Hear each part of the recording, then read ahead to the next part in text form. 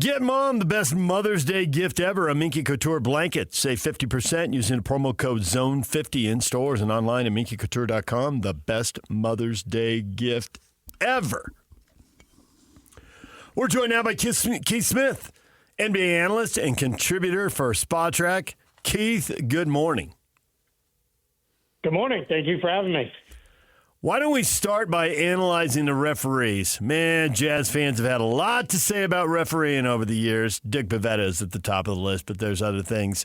I found it interesting that the Lakers didn't get the call they wanted. The Knicks got the no call they desperately needed. So it doesn't always favor the big market teams. But refereeing is always a topic in the playoffs. As much as we know calls are going to get blown, what can they do to the rule book so that they can review what happened at the end of the Knicks game? Because that is harsh for Detroit to be down 3-1 after that. Yeah, it is harsh. As far as changing the rules, that gets tough. I really don't want to get into a place where we're allowing coaches to challenge non-calls.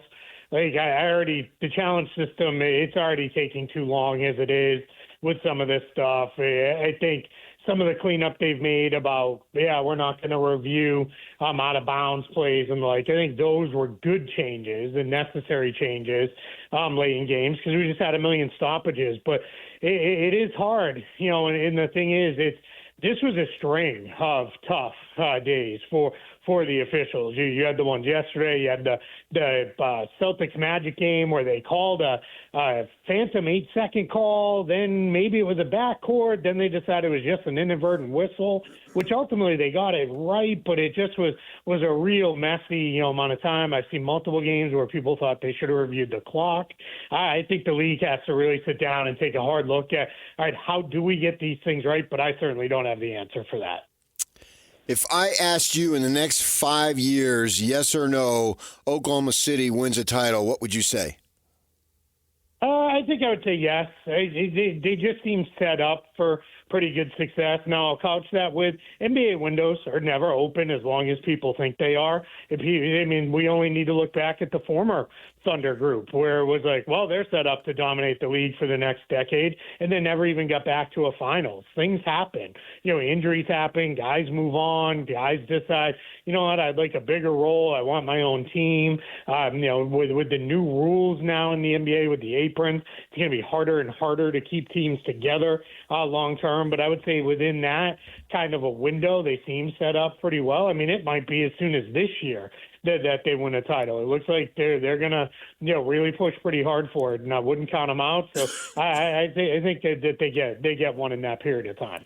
Now, let's ask the exact same question, but let's say Cleveland Cavaliers instead of Oklahoma City Thunder. What's the response then? There, I would probably say a lot less likely. I don't know. We'll see. This might be their very best year. They're a little bit older. They've got some lack of resources that the Thunder certainly don't have. The Cavs are, they're about out of tradable picks to kind of, fill holes as they need to and patch things that come up where the Thunder are sitting in a spot where it's all right, we need a 3-and-D wing. Great. Let's go get one because we have that ability to do that with our draft capital and all the tradable contracts that they have. So that's my worry with the Cavs. It's, this year and probably next year they're going to have to battle Boston, who's still right there, with them. And I think some would still pick Boston ahead of them.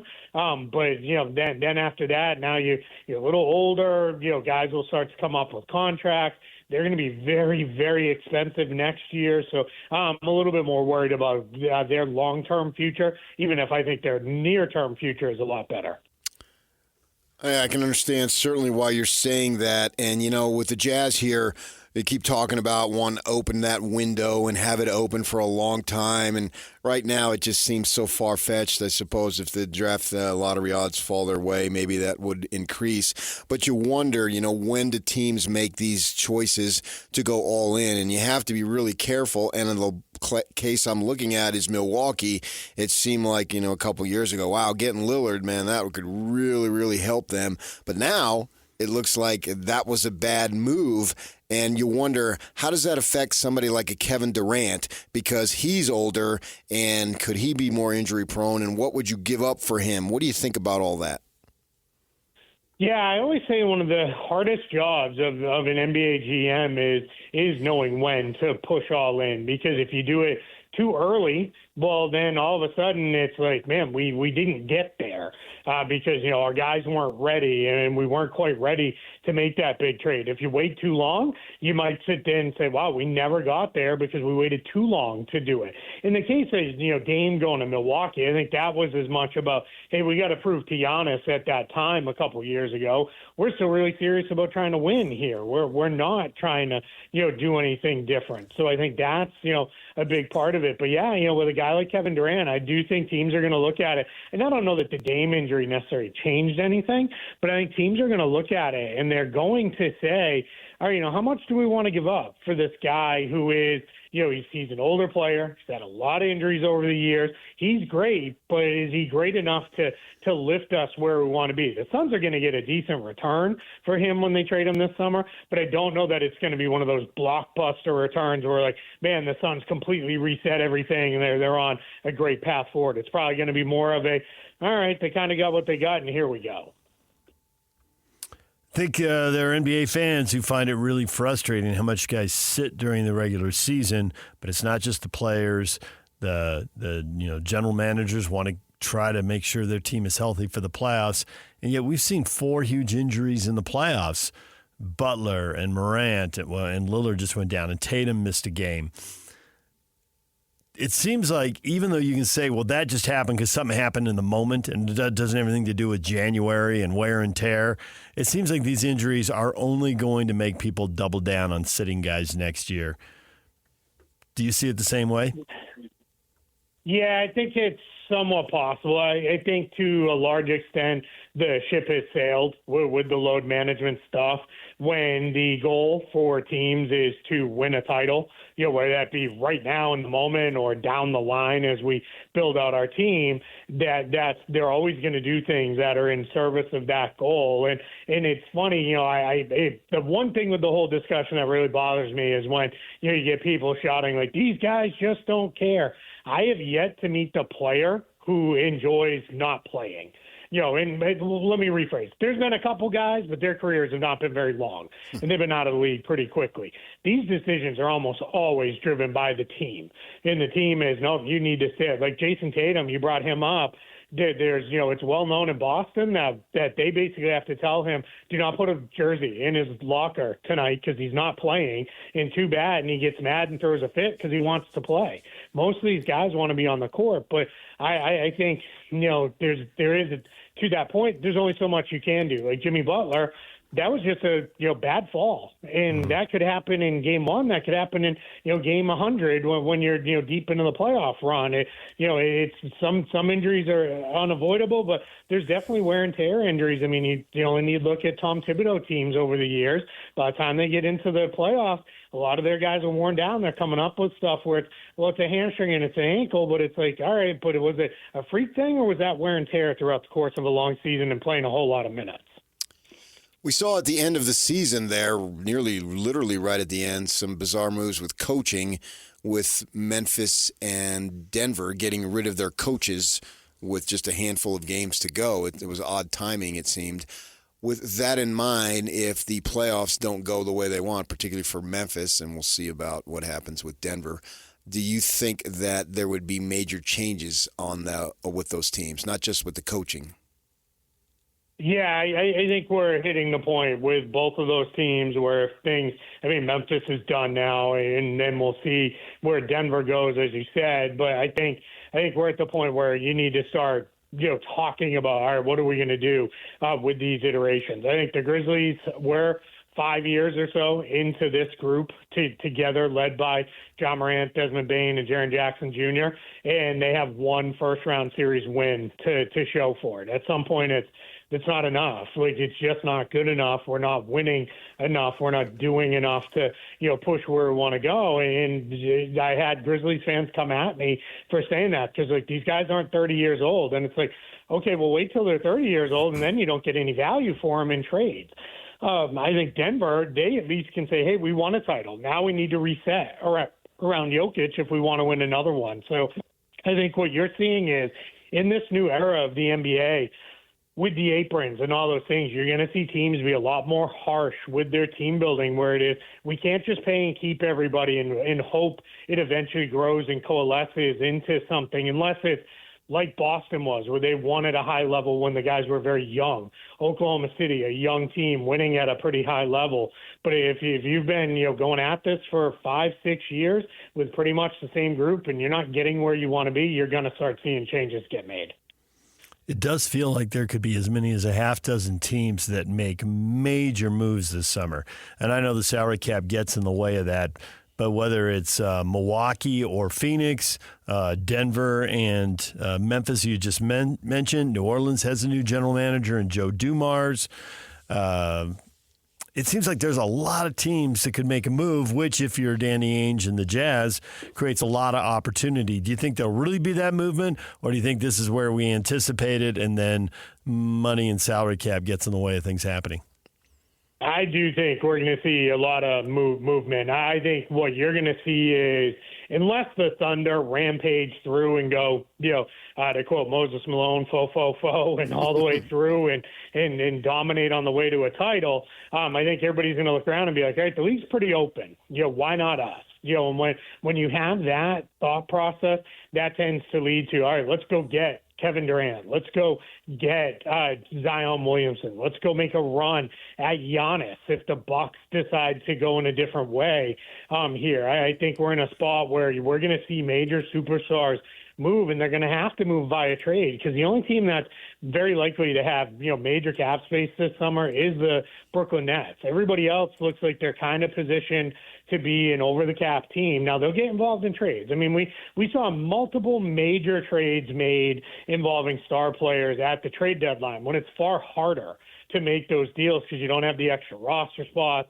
You don't have teams, like the Nets sitting on cap space to be a facilitator in those things. So I do think we're going to see quite a bit of movement. And it feels like the NBA, once every 4 or 5 years or so, really, like, we get one of those summers where it's like, man, everything kind of reoriented. It feels like we're due for one of those this summer. You talk about how it's hard for GMs to know when to go all in. And I was thinking about that as you were saying that. I'm trying to think of a team in recent times that has won it all by going all in. I just don't know that I necessarily see that. We already brought up Milwaukee, but there's other examples of teams trying to go all in. And is that really the way to go, as opposed to drafting well and developing those guys and see if those guys, a Jokic and a Jason Tatum, and obviously we see with Oklahoma City, now I realize SGA was not a draft pick of theirs, but when they acquired him, he was still a young pup, so to speak, and obviously blossomed. Is it really beneficial to go all in? I can't think of anyone, but I may not have the knowledge that you have. Does anybody jump into your mind? I think there's two forms of doing it, and the two that I can come up with that are one of each way. I think Milwaukee, when they got Drew Holiday, I think it's been kind of forgotten now because that was a while. He's no longer on the team. He was traded, but they still owe picks from that trade to the Pelicans. They gave up an all-in package to get Drew Holiday, and that did result in them winning the championship in 2021. I think, it was a different and weird thing, but the Lakers made kind of an all-in trade to get Anthony Davis that paid off in the title. Now, that was, a very weird situation because Davis made it clear he only really wanted to be a Laker, but they still gave up, multiple draft picks and multiple guys in Brandon Ingram, Lonzo Ball, that had all been drafted by them in the previous couple of years. So that was a pretty big all-in trade. And then the other one, I would say, it paid off a weird way later down the line after subsequent moves. But I think when the Celtics knew, all right, we have Jaylen Brown, who looks like a pretty promising young guy. We have this other high pick. We like this Tatum kid we're drafting. All right, let's go sign Gordon Hayward. Let's go trade for Kyrie Irving. We're going to go all in. It didn't pay off with that exact iteration, but there, why you felt more comfortable with, that's kind of the Oklahoma City model, where it is, we have this young talent already in place, and we have some more picks coming, we feel a little bit more comfortable. We can go all in because if we do get part of it wrong, which they got it wrong with Kyrie Irving, it was, all right, let's make a trade, right? Let's make a trade and go the other way and get out of this, and we can do other things. And if you kind of, it's a real nerd exercise that I quite frankly enjoy, but start chaining together transactions over the years, and you get to, oh, well, this is what actually led to this happening, and that's how you get there. But yeah, it is tough. It's one of those things where if you do it, you better get it right, because otherwise what you're doing on the backside is you're probably rebuilding for a while. Yeah. Maybe Porzingis and Drew Holiday to Boston to win the championship. Maybe that's another example of not all in, but pretty critical moves. I mean, they were fairly significant gambles. Yeah, definitely gambles, especially Porzingis with the health. Now, they didn't give up all that much to get him. It's one of the crazier things that in that trade, the Celtics actually got a first-round pick out of that deal to get Porzingis. But, that was the gamble. And the Holiday trade, it's one of those that's one of those sliding door moments where he kind of fell in their lap because the Bucks had to trade him to the Blazers, and nobody else could get in there to snag Holiday for themselves. And then the Celtics were, all right, we traded smart. We need somebody like him. We've got a couple contracts to go, and let's get it done. But, yeah, it's definitely one of those positions where you look at it and you say, yeah, I mean, those are, I would say those are more all in-ish moves because they didn't give up a ton of draft capital in them. But, yeah, those are also good examples. So if you get it wrong, now your franchise is set back because you got two older guys, an injury-prone guy, and you might be in trouble. But it definitely did work out for them. Keith, we appreciate the time. Thanks for joining us and talking NBA hoops. I appreciate it. Thanks so much for having me. Keith Smith, NBA analyst and contributor for Spotrac. All right, DJ and PK, it's 97.5 The Zone. More to come on the NFL draft and more on the NBA playoffs and the possibilities that might be opening up for the Utah Jazz to make a move this summer. That's all on the way. DJ and PK, it's 97.5 The Zone. This is Jake Scott and Ben Anderson. Travis Hunter said that playing both ways in football is harder than what Shohei Ohtani does in baseball. A corner and a receiver, you're basically using the same skill set. Shohei Ohtani is playing two different positions that are completely unrelated. Being a good pitcher has absolutely nothing to do with being a good hitter. That's like being really good at algebra and poetry. You're Leonardo da Vinci. You're not Stevie Wonder. It's like, yeah, Stevie Wonder's a great drummer and harmonica player and guitar player and piano player. Yeah, he's musical. Da Vinci being the greatest painter of all time and maybe our greatest inventor. How the hell did that happen? Yeah, that's not the same thing. What were you working with? It's like Carl Lewis being good at the 100 and the 200. What? How? How is that even possible? He's fast. Hear Jake Scott and Ben Anderson every day from 10 to noon on 97.5 The KSL Sports Zone. Here's what I want you to do, and I want you to really pay attention, because I'm saying this every day. You better do it. Nominate the youth sports volunteer that you know for the Hercules Hero of the Week. And you can submit your nomination at kslsports.com/contest. And listen every Thursday afternoon to JJ and Alex for the winner. And then help us celebrate the efforts of those volunteers making an impact with the Hercules Hero of the Week. And it's sponsored by Hercules First Federal Credit Union and Beehive Meals. I'll do something to keep my sanity. DJ PK, you put a question up on our Facebook page. It's a good one. Mel Kiper Jr. says for 50 years, the NFL's had no idea how to evaluate quarterbacks. Is he out of his mind? Mel lost his mind over the weekend. He decided to die on the hill of Shedeur Sanders. Why? So I like to follow the draft. I don't need to watch every minute of it. You catch up with the ticker once in a while. You can follow it on social media these days. And what you just said, that is like nearly a unanimous opinion. It's just like there were people either saying Mel Kiper is going to die on this hill. He did. Mel is losing his mind. Mel is must-see TV. What is wrong with him? And then they go, you are nuts. He just... Please don't let anyone draft Sanders. It will end Mel's monologue. He would have burst. His head would have exploded. Oh, my gosh. Forget the Shedeur Sanders story. Let's get to the Mel Kiper Jr. story. Yeah, that became the story. I mean, Shedeur fell. He fell. So there's multiple things. But he can go prove it. Is Mel out of his mind? On this topic, he was. Yes. And I have to say that Mel's a little on the eccentric side here, which can work really well on TV, and it has worked well for him for decades. Well, he's an East Coast guy. People yell. You grew up, nobody raised their voice. Well, that's not true. Maybe your father got mad. Yeah, there we go. But there we go. You just blew him off. Eventually, not right away. and back east, everybody yells. And it's just considered talking passionately. So that's what he does, and that's how he knows how to respond. Right. It became so obvious. Okay, I can live with it in the first round. Live with what? That he was, what are you guys doing? Shedeur Sanders should have been drafted by now. It did bug me in the time to praise Jackson Dart. It was all about Shedeur. Right when he got drafted. That was Jackson Dart's moment. And teams don't draft guys based on what they can't do. They draft guys on what they can do. Right? Why'd you draft him then? It's not what you can't do. Almost everybody's got a can't do. Yeah. I mean, once in a while, there's someone who's drafted like, this guy's going to be a Hall of Famer, and everybody knows it. But once you get past the first couple of picks, everybody's got something. Right. And so, all right, fine. You thought he should have been drafted. But then, what was it? What round? Was it the fourth? Because it was Saturday, right? Where he screams out that they have not known how to evaluate quarterbacks, speaking of the NFL, for 50 years. That's like, every chip I have, I am literally naked now before you.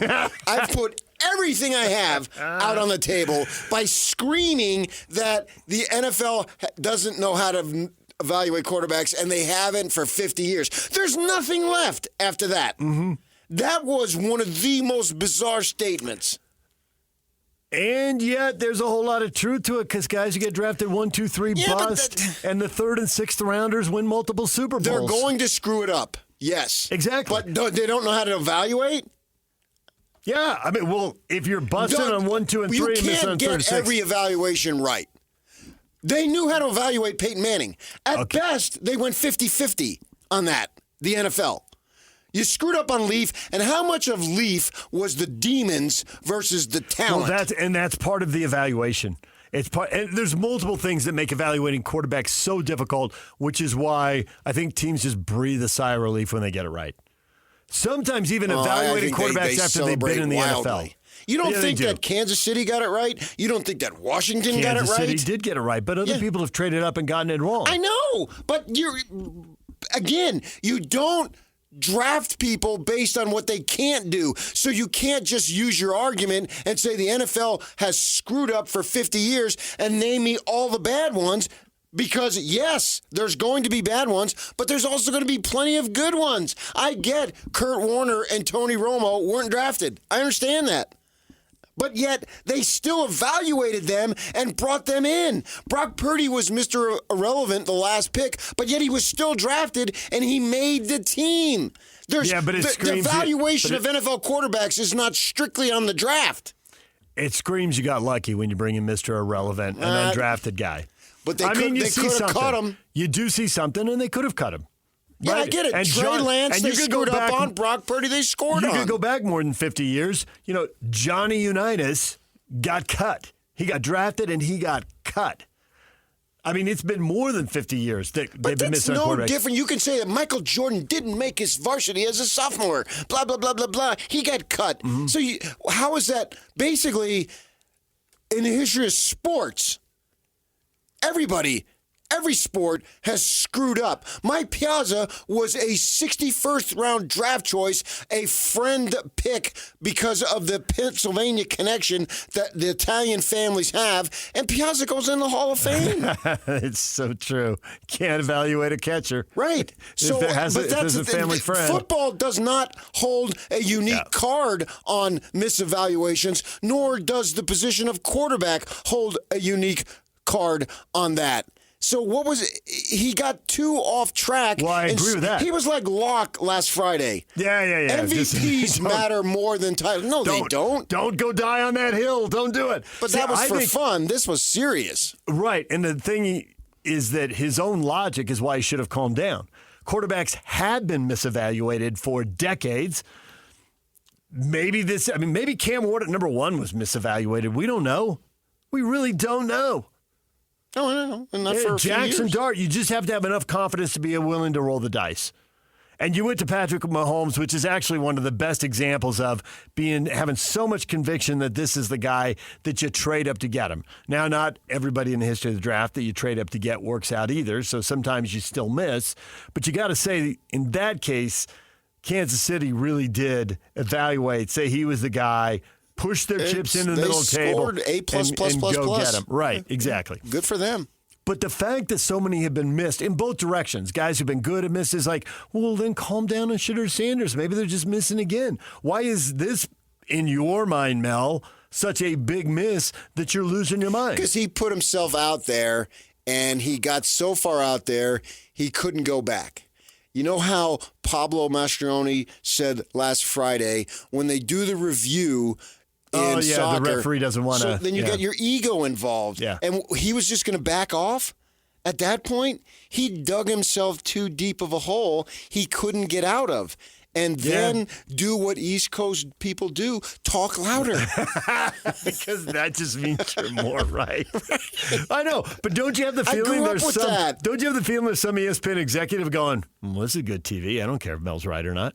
Oh, it's an entertainment show. Anytime you turn on the television, right? Which I've accepted that, and what sucks about it, it's now morphed into news. Yeah. And it used to not be. Right. Walter Cronkite rolled over, literally. He did. Yeah. Now, I don't know what's your agenda? Right. Well, the CBS, agenda... NBC, ABC, nightly news, I don't know if I should trust them or not. Well, they don't at least have people waving their arms and landing airplanes, like people screaming to the TV, I'm so angry! I'm like, okay, what's the news But here? then I find out that I'm so angry. Katie Couric on NBC edited Bader Ginsburg's response because it didn't fit the way she thought it should fit. And that's on the freaking nightly news. I know, but that's not I don't believe you anymore. Nobody. Well, and I get that, but that's not entertainment being loud and waving your arms and landing an airplane. Because he's an East Coast, Northeast guy. That you got upset when I do it. That's what we know. Don't blame me. Blame the immigrants. They should have stayed in their own countries. Maybe that wouldn't have happened. But in the culture I grew up, when you're passionate, you start waving your arms and you start yelling. That's what we do. And nobody bats an eyelash over it. So Mel is right. There's been so many misevaluated quarterbacks. There are. Okay, why didn't he get mad and yell and land a plane over all those guys? Why die on this hill with this guy? He had to. Because he had no choice. Right, maybe he's Tom Brady. He didn't fall as far as Tom Brady. And Brady won 7 Super Bowls. Nobody knows. And there's so many moving parts. So many things the quarterback has got to develop. So there's so much there. And then you got to have so much around the quarterback. I mean, when you think about it, it's not surprising there's a bunch of misses. There's so many moving parts to making a great quarterback. Yeah, I get it. The only thing two things I had a problem with him is that... Well, it became the only thing in the draft, and all these other kids getting drafted. He went wee-weed on Jackson Dart when it was Jackson Dart's moment. Tell me what he can do. No. And why do you think they did that? Because everybody is drafted based on potential. That's the essence of the draft, but they've got to have some skill. You're not just going to throw a dart at the dartboard and come up with Jackson Dart. Mm-hmm. It doesn't work that way. You think that this kid can be a player. We'll see what happens. So that bothered me. And then screaming the NFL has screwed it up for 50 years. Just too much, huh? It was. That was too much. That was over the top. Yes. Well, don't blame him. It's what he knows. Well, not screaming it. I'm fine with that because I know that's the way people talk. Right. But the context of that's not East Coast. That's what he thinks, and he wanted to continue to push that narrative over and over and over again. Like it was the only story in the draft. And that's fine. But then the NFL has screwed it up for 50 years because next year they're going to screw it up for 51 years. Yep. And then the year after that. Yep. And he could have said 60. He didn't have to say 50. Could have said however 60. long the league is, they're going. But that's just the nature of it. The NBA, the Warriors, who were all that, thought taking James Wiseman with the third pick was the right move. Idea, right? And they've been screwing things up forever, we too. hold this Bob Myers dude into be like Jerry West. Yeah. But yet, they drafted James Wiseman third, right? Or second, whatever it was. It's Sacramento, so we expect them to screw it up. They thought Marvin Bagley was the second pick. I did see Marvin Bagley in a box score over the weekend with the DNP, Right. and I thought about that. Marvin Bagley. Of course they're going to screw it up. Yeah. Danny Ray is going to screw it up at some point. He's going to make a bad pick. Jerry West made bad picks. Jerry West thought Mike McGee out of, Michigan State was really, really good, so he took him, and then I think the Suns' next pick was Larry Nance. Well, who's the better player? Larry Nance was way better. If Larry Nance played for the Lakers in Showtime, he would have been bigger than James Worthy. But he was with Phoenix and Cleveland, so he doesn't get the run. If he would have played there... And been set up for a bunch of awesome dunks. Yes, because he was better than James Worthy. And James Worthy in the hall. Run the floor, run the floor, run the floor. And Larry Nance... Nobody ran the floor better than Larry Nance. And when he was soared... There was back when we had the paper copy of Media Guides, there's a media guide, and a friend of mine who's a huge Laker fan, and we're actually intern for the Lakers and Angels. He says, "Hey, take a look at this media guide." And I'm like, "Wow!" This picture, Nance's forehead is right at the rim. It's like his forehead. Yeah. I mean, there's plenty of guys who can stun you with their athleticism in the history of the NBA. They're just, dozens and dozens, hundreds and hundreds. But I got to say, when I saw that photo, and his forehead is right at the rim, like, depending on what angle he's flying it, I mean, obviously he didn't give himself a concussion and 50 stitches, but he's right there. He could have. Yeah, and I bring up Larry Nance because my mother-in-law had a house in Phoenix. They lived with for years. And then there was a big field behind them right at the base of the Shaw Butte Mountain, real pretty area in the desert. And they started building big-time luxury homes. Well, right below her, Larry Nance bought the house. Oh, really? Yeah. That's a guy. Can you imagine him in the social media era? Oh, my gosh. So everybody screws it up. Yeah, it's true. And they have been forever. But they haven't screwed it up for 50 years. And maybe this is one more. And maybe so. But it became a life of its own. And breaking news, Shedeur Sanders got drafted. Breaking news? So, I mean, come on. I know, but it wasn't breaking news when Dylan Gabriel got drafted. But there were 100 guys drafted who, did they get their moment in the sun while everybody is talking about Shedeur? I do get that part of it sucks. You know, and the truth is, if you're some lineman drafted in the second or third round, you're not going to get that much of the spotlight. It was funny in that Deion said, "Oh, well, the only reason why we're talking about his jersey retirement is because of his last name," and that was the negative. Well, the only reason why we're talking about it now is because of his last name. Yeah. Celebrity's a funny thing, isn't it? I mean, yeah, but you got to take the good with the bad. in the good times and bad times, right? Yeah, but we don't hear that. We just hear the victim stuff. Right. Although Shedeur didn't really play the victim himself. That was people doing it for him. I mean, there was outrage all over the place. Yeah, but that was just now. I mean, I screenshotted something so I wouldn't forget it as far as what happened with him. And you look at the situation, and he's got, he did not participate in the Senior Bowl. He opted out of the Shrine Game practices in the game. Yep. He did not participate in the NFL Combine for on-field workouts. So a the lot point of that is he opted out, and so did the NFL. A lot of that stuff has been done by other players. I think the thing that really plays in here is the notion that A, he interviewed terribly, and B, he may have been doing it on purpose once some teams he didn't want to go to. And I think that's not something that happens a lot. Guys not working out at the Combine or skipping the Senior Bowl, but you don't submarine your own interviews. Yeah, you don't do that. He has the safety net. Yeah, he does. I get that. Yeah. The people who grew up in privilege have a safety net because the money's always going to be there. Yeah. And once you don't have to worry about money, that's like 80% of your headaches. Right. And you go to work and some boss craps on you and you have to take it. When I worked at Casa Grande Dispatch, I was there 6 months and they made $210. And then after 6 months, they gave me a raise to $215. And as the owner of the paper, he looked at me, you don't work hard enough. You're lazy. I'm not even sure why we hired you. And I had to take it. I had to stand there and take it.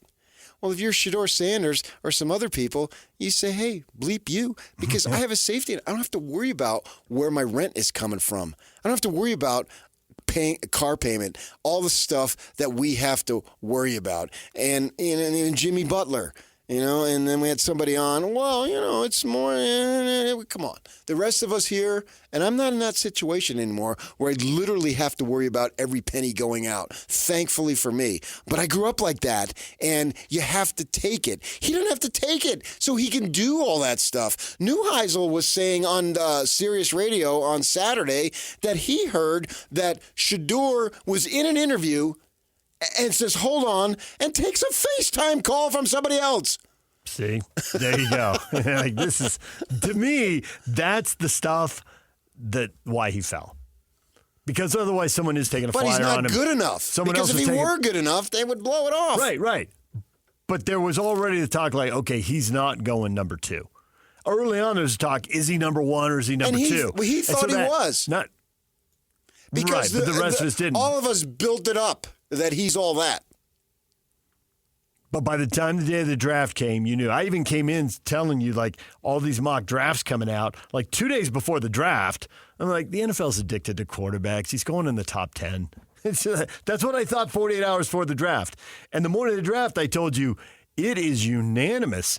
He is going to be late in the first round, or maybe not even that. And I'm stunned by it, but it looks like the NFL is really going to swear off quarterbacks this year. And they largely did. Because they didn't believe they were good enough. But that doesn't mean anything. How do we know? Well, like I said earlier, how do we know the kid from Schuff doesn't just go nuts? We don't know. As much as what was he? He was a second-round pick, wasn't he? As much as Shedeur Shuck. fell. Yeah, but he was a second-round pick, yeah. As much as Shedeur fell, he didn't fall as far as Tom Brady. So, I mean, this is a huge story in the draft, but now the draft is over. Go be good in camp. Go be good in practice. Right. Even if you don't win the job, maybe the guy in front of you gets hurt because that's what happened to Brady. He was behind an established veteran. Cleveland doesn't have anybody as good as that right now. So find a way to get on the field and then throw touchdowns and non-interceptions, and the story starts to write itself. Yeah. And Cleveland's at this point, it doesn't matter. When you report to camp here, they don't give you something. You may get a better money because you were drafted higher, but you don't get anything else. They're desperate to find a good quarterback. And so he'll have plenty of opportunities. Now, David does say, barring a page out of here of the Jimmer story and maybe the Zach Wilson story, it'll be interesting to see how the quarterbacks who were drafted do. To Sanders' detriment, he was drafted by Cleveland. Not a great place to develop into an NFL quarterback, but it's must-see TV. We're going to go back 10 years. The Boston Red Sox had to answer for the curse, and what did they do? They won multiple the World Series. So, come on. Be the one who breaks the curse. Who drafted Shug? What was that dog got all excited? Because they had the dog there when they drafted him. Shuck's going to New Orleans. And did you hear? I saw somebody from Phoenix say, wait a second, man. He's from Chandler. And they showed the camera, and it said the house was in Scottsdale. And somebody said, well, yeah, that's NIL, to go from Chandler to Scottsdale. DJ PK, it's 97.5, The Zone. Ladies and gentlemen, may I present... This is JJ and Alex. So Mike Budenholzer gets one season in Phoenix before Matt Ishbia and the leadership there say no thanks. What a weird place the NBA is. Does it really suck, though, for Mike Budenholzer? I mean, that's a great point. Not a great future there in Phoenix. And get this, he will be paid $10 million a year from now until 2029 by the Phoenix Suns if he chooses to do nothing. How many of you out there No way. would like that situation? Does it really suck stuck to be Mike Budenholzer his today? contract? I don't think so. So he He's gets still owed one. for 4 more years He for gets $10 million a year. So that's guaranteed. $10 million per year to do nothing but swim in his pool Of tears. He can eat Cheetos on the couch for the next 4 years and gain like 500 pounds. He don't care. Mike Budenholzer is now retired. Catch JJ and Alex afternoons from 3 to 6. Presented by G2G Bars on 97.5 The KSL Sports Zone. And now, your Rocky Mountain Chevy dealer strong play of the weekend. It's Jokic. Zubats is on him. And this is for the win. It's close. They're going to call it. Buzzer. Did Gordon beat the buzzer? They're going to take a look at it. There's the Chevy Strong play of the game. The dunk at the buzzer. The game winner for the Denver Nuggets. That series is tied 2-2 now. Know it this afternoon after 3 o'clock. Alex and JJ will call for it, and you can win fabulous prizes. Remind you a little bit of Big T Thurl Bailey's North Carolina State team. Derek Wittenberg. Oh, that's a long way. Yeah, for sure, except those stakes at the college game were much bigger. Yeah, that was for the title, and this is game 4 in the first round. Yeah. But it did, sure, yeah. And that's an interesting thing that the Nuggets were able to do. You know, by himself, Aaron Gordon isn't much of a player, and he was like the 4th pick because he doesn't really have a shot, literally a jump shot that's consistent enough. But put him on a team where he doesn't need to do that as much, and, man, he's become a really good, effective player for them because he is athletic, he is rangy and bouncy and all those things.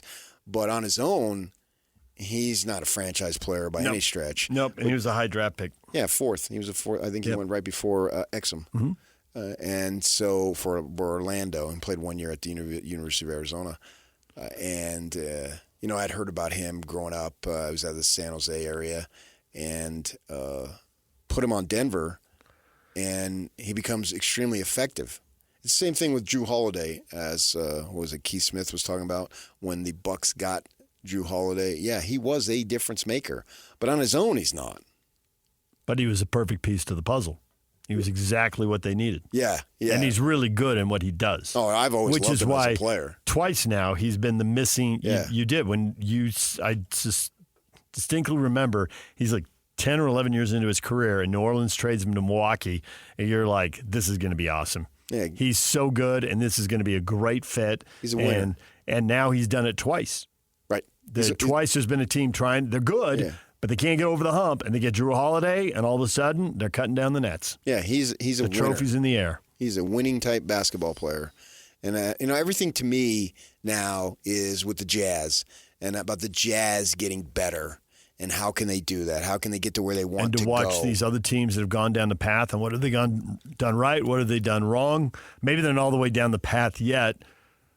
To know that, Orlando and Detroit certainly are not all the way down the path.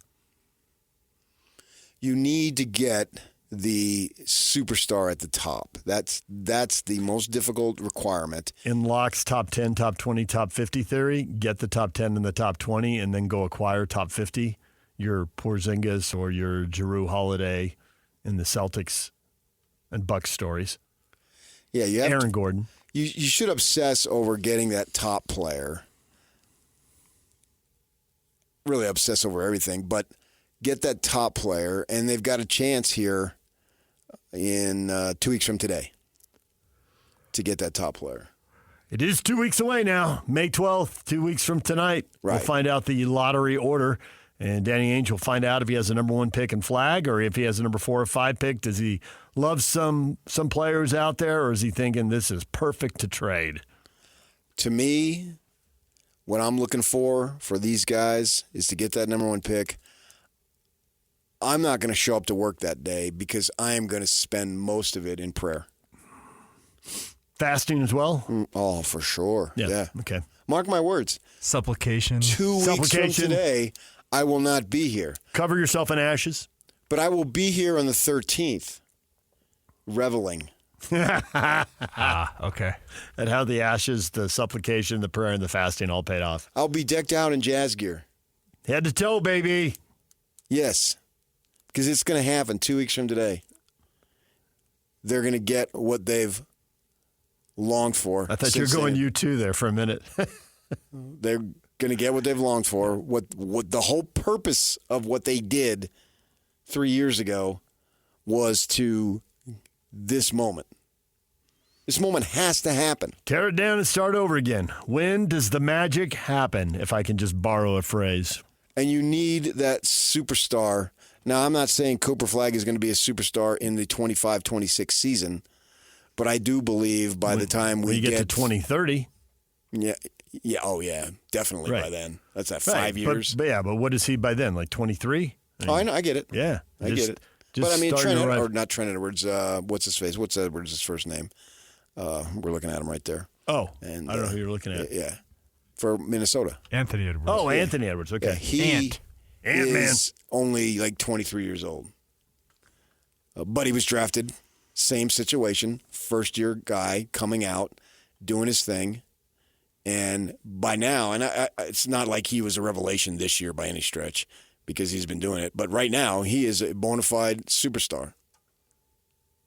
I don't see how anybody could argue that. Nobody does. Right. No, once you get over 25 points a game, you start catching everybody's attention. He's done that a couple times. It's not a fluke. And the ball's in his hands. Yep. Blah, blah, blah. And I expect Cooper Flagg will be that caliber of player in time. And he's 5 years down the road now. So it's go time. Yeah. And here they are up 3-1 on the Lakers. Exactly. Which has to bother just about no Jazz fans. I figure between hating the Lakers and rooting for Gobert, there's some unity in the community watching that series. What about Conley? What about Joe? Yeah, all on top of that. What about Nikhil? Is it Alexander Walker or Walker Alexander? You know. I don't. Nah, you know. I don't. I've never learned it because I knew he wasn't going to be here. Walker. Right. I mean, I want Sid Finch to win as a coach. I'm happy for him. Sid Finch. Thank you, Sports Illustrated. Yeah. Thank you, April Fool's joke. What's his name? It's Coach Finch, isn't it? Sid Finch. Chris Finch, but Sid. Well, they call him Sid. Hey, he throws a fastball 110 miles an hour. He does. Yeah, that 120-mile-an-hour breaking stuff, thrown underneath the tarp over there. Yeah, we'll see what they can do. Are they legitimate contenders? I'm not going to rule it out. DJ and PK, it's 97.5 The Zone. More ahead. Stay with us right here on The Zone.